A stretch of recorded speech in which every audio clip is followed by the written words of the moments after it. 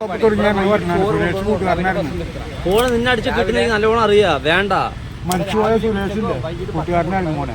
സുരേഷ് ഉള്ളതുകൊണ്ടാണ് ഇവിടെ വന്നത്. നിങ്ങളെ 18 അഭ്യാസം കഴിഞ്ഞ ആളാണ് നിങ്ങൾ, നമുക്കറിയാം.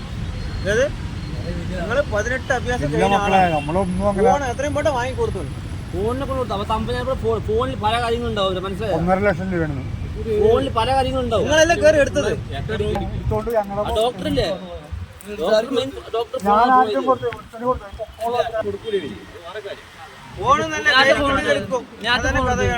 വേറെ ആരും എടുത്തിട്ടില്ല മോനെ. ആദ്യമായിട്ട് ജീവിതത്തിൽ എടുത്തിട്ട് ആരത്തെ കൊടുത്തത്? ഒരു പൊക്കമുള്ള ഒരുത്തരാണ്. ആള് എന്റെ ഫോൺ വഴി തന്നെ ഞാൻ പിടിക്കുന്നത് നോക്കിയോ? ഫോൺ പോയ എന്റെ ഫോൺ പോയേ, എന്റെ ഫോൺ മിസ്. ആരെടുത്ത്? ഇവിടെ മൈതാനത്തിനുള്ളിൽ ഫോൺ വെക്കുന്ന ആള് നീ തന്നെ. ഡോക്ടറെ ചെയ്തിട്ട് പിന്നെ ആംബുലൻസ് എന്താ നിനക്ക്? നീ ഡോക്ടറിനെ ചെയ്തില്ലേ? ഞാൻ ഒരു കാര്യം ചോദിക്കട്ടെ, നീ ഡോക്ടറെ ചെയ്തില്ലേ? അപ്പൊ ആംബുലൻസ് കാരാ? പോലീസിനെ വന്ന് തെളിയിച്ചില്ലേ? എന്തേ നമ്പർ അവനെ കണ്ടാ വിളിക്കാൻ എന്തിനാ അവനെ കണ്ട വിളിക്കാൻ പറഞ്ഞത്? എന്തിനാ അവനെ കണ്ട വേറെ കൊടുത്ത് എടുക്കാൻ വിൽക്കാൻ കൊടുത്തിട്ടുണ്ടെങ്കിൽ എടുത്ത് വാങ്ങി കൊടുത്തു. അതും കൊടുത്തോ? ഫോൺ കൊടുക്കൂല. നിങ്ങൾക്ക് പരിചയമുള്ള ആൾക്ക് കൂട്ടാളി തന്നെ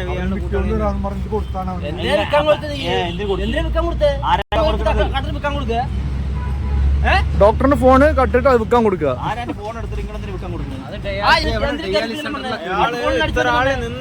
എല്ലാരും വിൽക്കും. അയാള് അതിനുള്ള കഴിവുണ്ട്. ജില്ലാസ്പത്രിയില് ഒന്നാമത്തെ അതിന്റെ ഉള്ളിലേക്ക് പോകേണ്ട ആവശ്യമില്ല.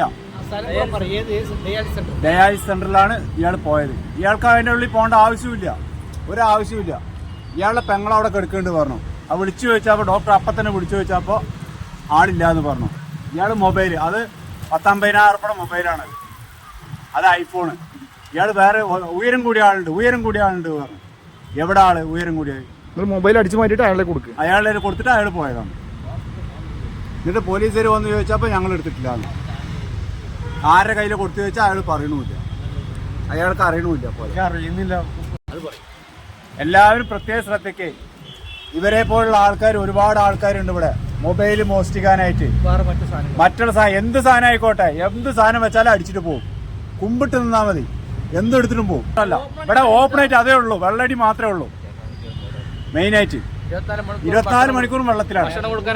അവിടെ അതിനായിട്ട് ഭക്ഷണം കാലിന്റെ അടിയൊക്കെ വരുന്നത്. ഭക്ഷണം കെടുക്കണേ ഞാൻ വിളിച്ചു വിട്ടപ്പോ ഇയാളെന്താ പറയാ, എന്നെ പുളിച്ച തെറി എന്റെ വാപ്പാക്കും ഉമ്മാക്കും വിളിച്ചു. ഞാൻ എന്ത് ചെയ്യണ്ട്? ആർക്കും ഒരു കൂസലും ഇല്ല, ആൾക്ക്. എന്ത് പറയുമ്പോൾ തണ്ടത്ര വർത്താനം പറയുള്ളൂ. ഇപ്പൊ ഞാനെന്താ ചെയ്യാ? ഇവര് ഒരാളെന്നല്ല, ഊരപ്പെട്ട ആൾക്കാരുണ്ട്. മൊത്തം ഇവരെന്നെ ഗ്യാങ്. രോഗികളായിട്ട് വരുന്നവര് പ്രത്യേകം ശ്രദ്ധിക്കുക. മൊബൈൽ ഫോൺ അടിച്ചു മാറ്റും. ഇയാളിപ്പോ ഇന്നലെ ഡയാലിസിസ് സെന്ററിൽ കയറിയിട്ട് മൊബൈൽ ഫോൺ അടിച്ചു മാറ്റിയിട്ട് ഇത് പോരാത്തതിന് പോലീസ് നമ്പർ കൊടുത്തിരിക്കുകയാണ്. പോലീസ് നമ്പർ എഴുതി കൊടുത്തിരിക്കുകയാണ്. ഇയാൾ ഈ ഫോൺ വേറെ കൊടുത്തുന്നാ വേണ്ടത്. ഐഫോൺ അടിച്ചു മാറ്റിയിട്ട് ഈ ഫോൺ വേറെ ആക്കി ഏൽപ്പിച്ചിട്ടുണ്ട്. അയാളെ കണ്ട് അറിയിക്കാൻ വേണ്ടി പോലീസ് നമ്പർ എഴുതി വിട്ട് പറഞ്ഞിരിക്കുകയാണ്. ഡോക്ടറിന്റെ മൊബൈൽ സെന്ററിൽ കയറി ഡോക്ടറുടെ റൂമിൽ കയറി അതിൽ നിന്നാണ് മൊബൈൽ അടിച്ചു മാറ്റിയിട്ടുള്ളത്.